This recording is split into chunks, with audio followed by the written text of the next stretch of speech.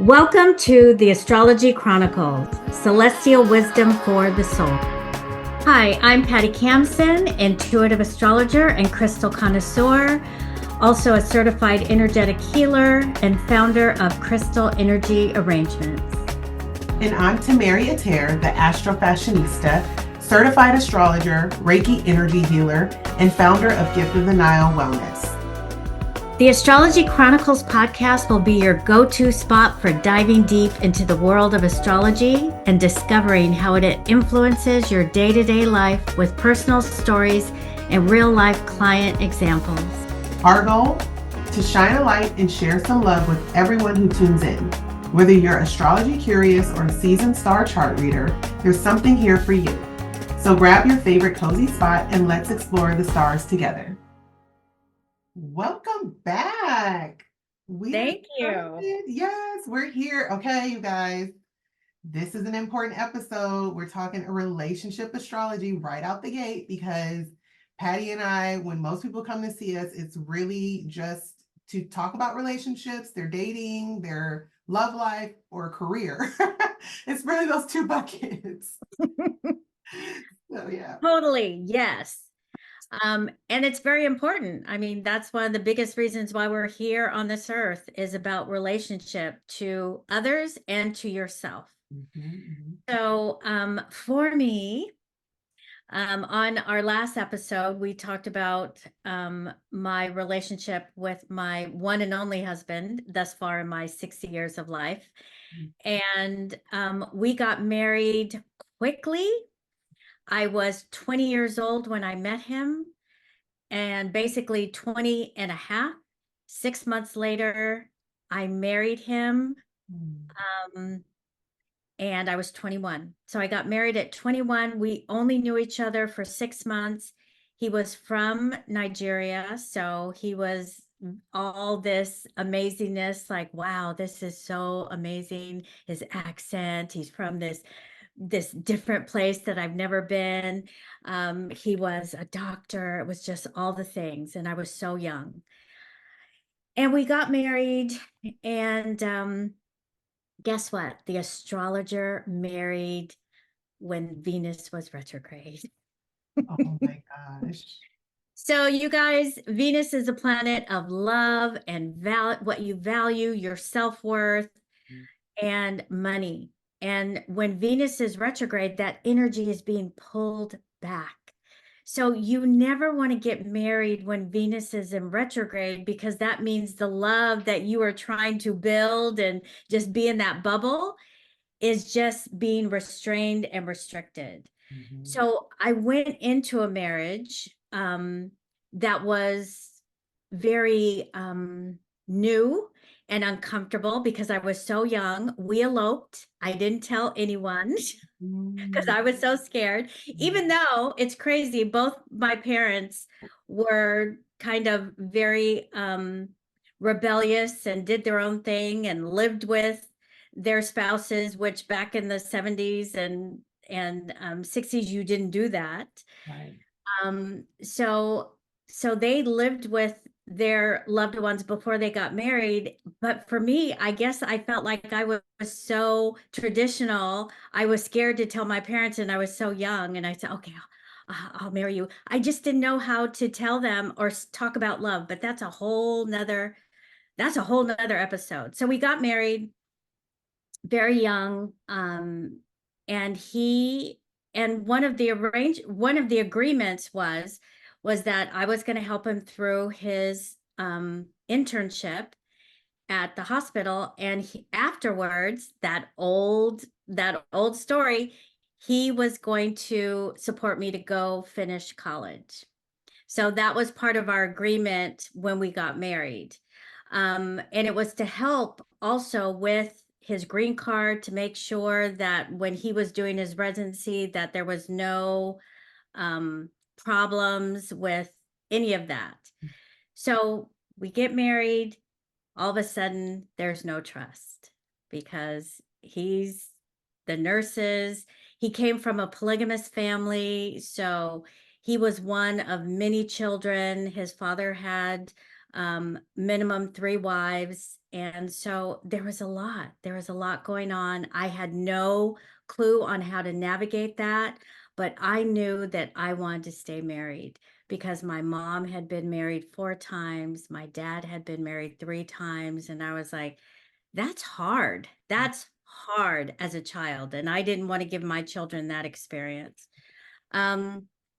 So cut to the chase. I had 3 children, and by my third child, I knew I was done. And the eclipses started. So we always have eclipses every year, but during this time in my life, it was like or the second round of eclipses in the same area of my chart. And they were hitting my nodes of destiny. And for him, it was hitting his rising sign. So it's his relationship houses.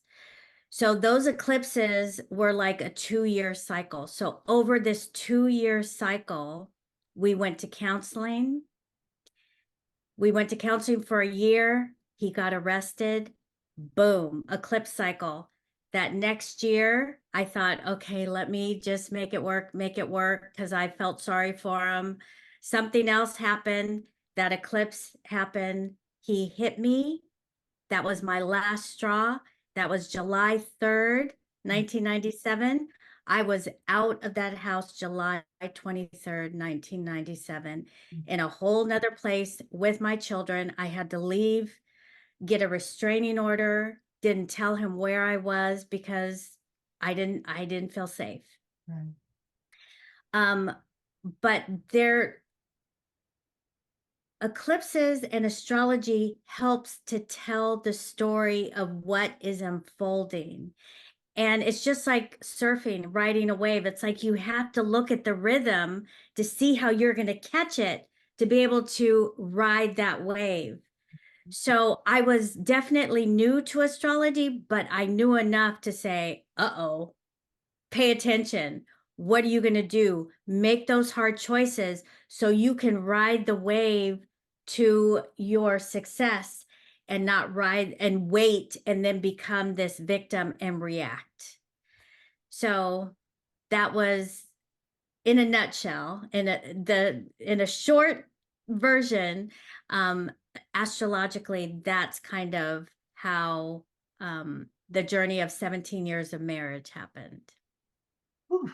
And that's the cliff notes. And I was Yes. a nail biter just for that small little, Yes. you had to give it to us in a short amount of time. But wow, that is a lot. And okay, And just at the front of it, he was a Libra sun, Libra or Cancer rising. And I am a Pisces sun, Libra rising. So yes, it all looks good on paper. It's like, oh my gosh. And he had a Gemini moon and I'm a Libra moon. So all 3 of our big 3s was like, oh, isn't that cute? Oh my gosh. Yes. But what I always say is that all the signs can make it work. There are working relationships, and there are sometimes relationships that have more ease. You would have thought that our relationship would have had more ease, but there's more to the dynamics in your personal chart. And that's what you have to really look at. right. Because the chart is the potential, but Yeah. we have the, will and to live it. And so the way we live it is a choice. Yeah. I love that Yes. you mentioned that. Could you Yeah. say that again? The way that you live your chart is a choice. So the awareness, yes, you can have 2 people that were born on the same day, same hospital, similar times. They're going to have similar charts. They're going to have different lives, but they'll experience the big things in a similar way, right? The themes are similar. Even twins have, they experience similar things, but they have completely different lives. Reactions, yes. Right. Okay, so this is good. I love that you're bringing up eclipses because eclipses are prominent in my relationships as well. So I'll start by saying my Venus is in Aries. And I'm Taurus sun, Scorpio rising, Aquarius moon. There's one part of my life where I think the career stuff maybe flows very easy, but I would say the most challenging part has been relationships and not finding them, not having the people come in, but really fostering what I need in terms of intimacy. And I shared in the last episode, our first episode, how I lost my mom to suicide. And that has been the most significant experience of my human life in terms of like rooting my choices. To have something like that, I'm constantly working through that. And I've had a lot of time to analyze this myself through therapy. I've done it all. Yeah. And one of the interesting things when you lose a parent, I think there's a level of loss, period, when you lose a parent. There's a level of loss when you lose a parent at a young age. There's a level of loss when the parent chose it. And so you look at it, there's three different traumas happening at the same time. And the last piece where it feels like they chose to leave over you makes you feel like you're not good enough. That's how I'm just going to boil down. So no matter what people, and I'm a very ambitious person. I think outwardly I appear as like someone that has it together, and I don't. I feel like a wreck all the time. I feel very anxious. Saturn in the first house. I never feel like I'm good enough. And so the efforts, it manifests as something positive, but for me it's not always positive. I experience it as it's very taxing on my soul. I'm just being completely honest. And so think about going into a relationship unaware of you. So my most significant relationship was I met him in New Orleans at 19, and I was on a trip visiting my girlfriends. Great trip. I also made another guy who I liked. I was on that night. It was on, and we met at the House of Blues randomly. Went to Morehouse, and I was like, oh, this is fun. I didn't think anything of it. And when he kept calling after the trip was over, I was like, okay. And it kind of blossomed into, us really actually having a lot of similarities, even though he was from the East Coast, I'm from LA. There were eclipses in Taurus and Scorpio when we met. And so again, I'm a Scorpio rising Taurus sun. So that was already, I could see it was in a significant relationship. He's Capricorn sun, Capricorn moon, Taurus rising. So a lot of synastry there, a lot of, Venus and Aries, Aquarius though, and I have Venus and Aries, which it's fine. But those are two different ways of approaching relationships. So fast forward, I'm with this person essentially for 7 years. Like we experience every major life, you know, thing, college, graduation, him going to law school, him passing the bar. Like I would say this is my most significant relationship. So by the time I'm 27, we're living together for a couple of years now. I'm like, it's time to get married. Like, my grandpa says either shit or get off the pot. Like you guys, our families are connected. And he wasn't ready. So that's, what, and I will preface it by saying we did not have a perfect relationship. There was a lot of mistakes. We're trying to grow up together. We both had wounds. He has Chiron in the first house.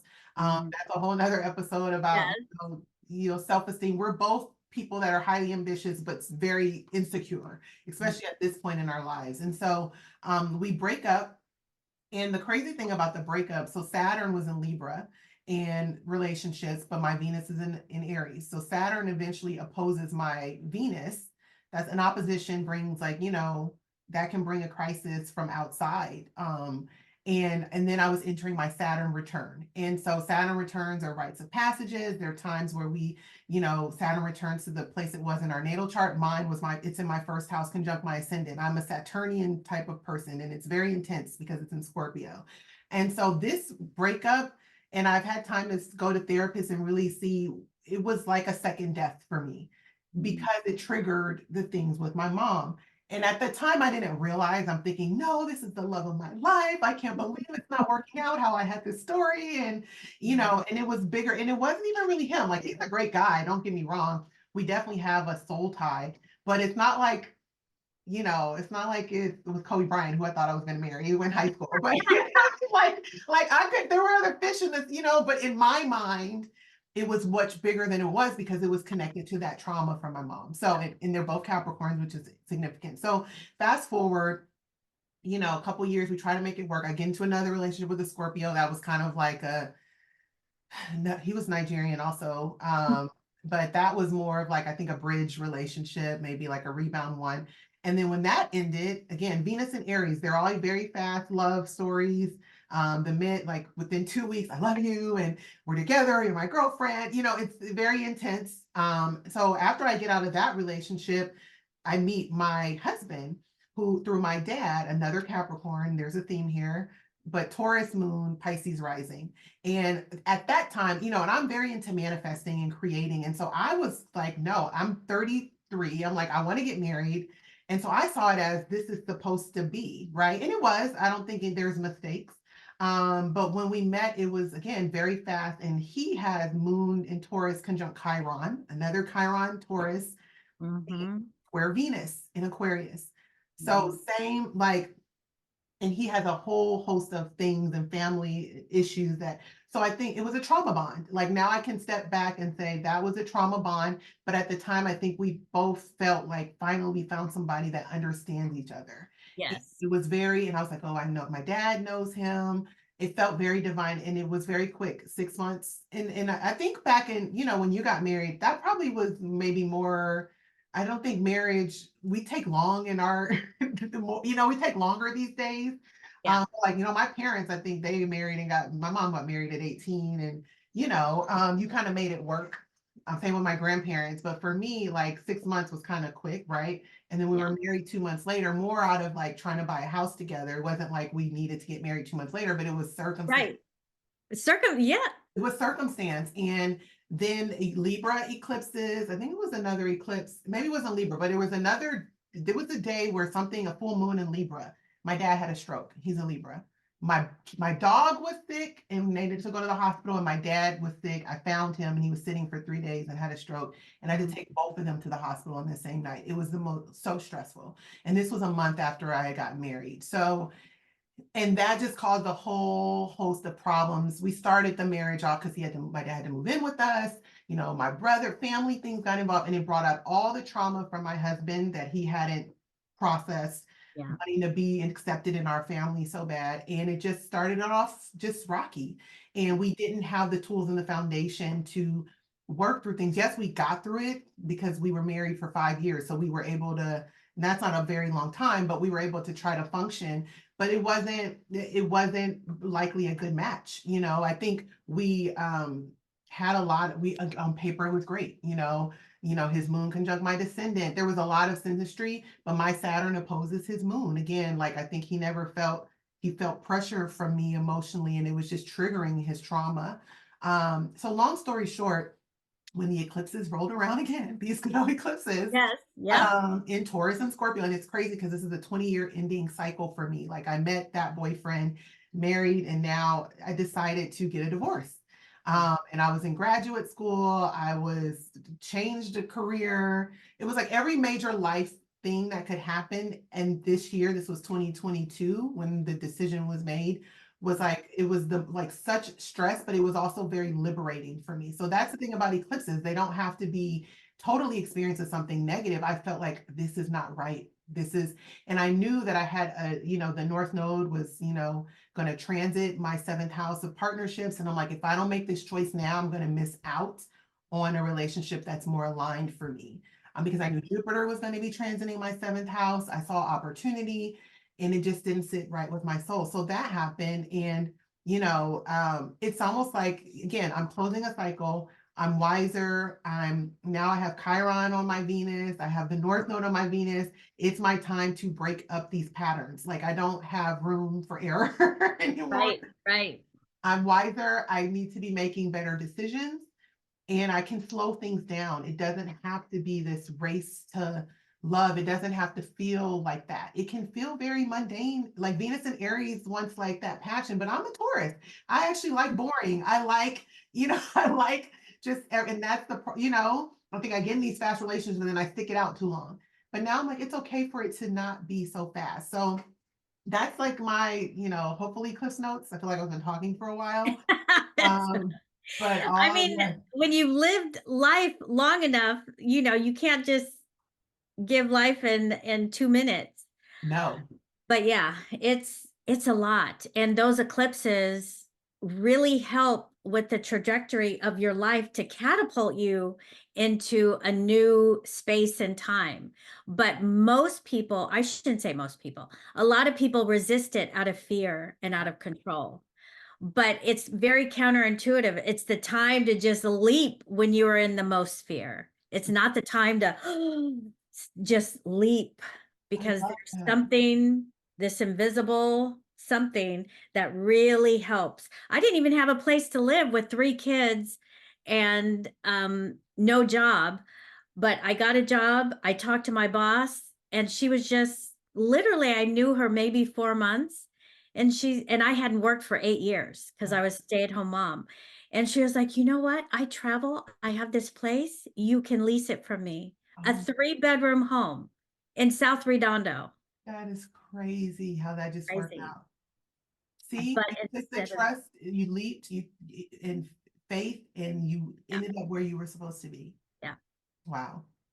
I love So that. with all that being said, the journey is the journey. Mhm. And as you can see from the two of us, it hasn't been simple, easy peasy, even with us knowing astrology. Right. But with us knowing astrology, it gave us insight to say, we're not being punished. This is part of the journey to give us wisdom Mhm. and faith and insight to be able to move to the next. Mhm. Because life is not the same all the time. It's about change. It's Right. about evolving. It's about being present and Mhm. being curious and saying, okay, this was really hard. What's next? Mhm. Okay, this was really sad. Let me be in the sadness. But then it's like, how am I going to grow and emerge from that? It's not Right. about having to stay and feel like, what did I do wrong? You did nothing wrong. Keep going, girl. Keep going. Right, right.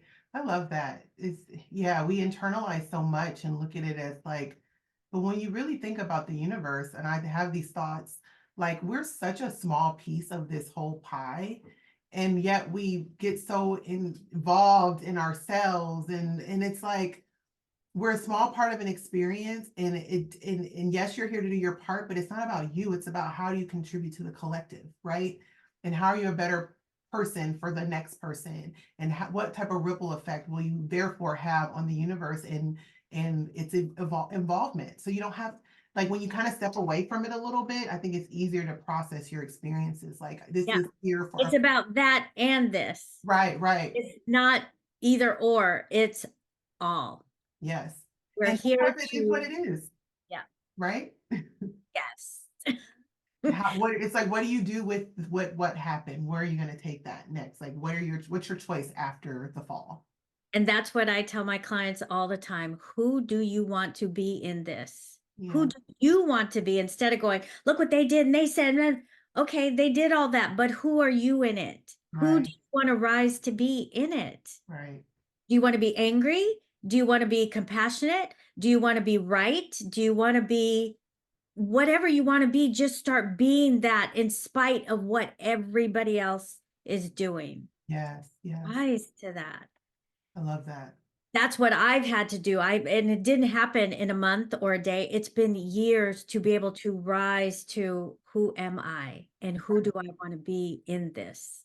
Yes. What light do I want to cast Mhm. in this shitty situation? What light am I going to shine? Mhm. I And love it comes that. in all colors. All colors, yes. And the relationship piece would be the best way for you to learn through yourself. That's why the seventh house is opposite the first in the natal chart. You know, it's a mirror for us. So And we're in the Libra Aries eclipse season right now, yes, we which is the relationship aspect. between self and others. So it's a great time to be having this conversation. The story's not over for us. Nope. We things are evolving, things are happening that we can't, we will share later, but it's like a TV show. I try to look at life like a TV show. Like there's always a climax, there's always some traumatic thing that happens, and then you overcome it, and there's a next episode. That's kind of like life. Yeah, just to give you uh what's coming up. I mean, I was single for 11 years after I divorced, and then I moved, and within 2 months I met the man that I'm with right now, and he just moved in 11 years later. So So crazy. it's 22 years. Right. I mean, the life and learning and emerging, all of it. Life is never over unless you decide, okay, I'm out. Right. So just keep being in it. It will always surprise you. There are surprises at every corner. Yes. Yes. Oh Yeah. my God. So exciting. I love this so much. Okay. Well, that was our airing out our dirty laundry for you guys. Yes, It's like that was it. therapy. Yes. And please ask questions, comment down below. We'd be happy to read. And if you have a question that we can answer on one of our next podcasts, we will do that. We are in progress of learning how we want to do this podcast. Yes. So we are open to you guys out there who are listening to ask questions so we can help you. Yes. All of that. Yeah. Thanks for And listening. thank you. And we will catch you on the next episode. Bye. Bye, everyone.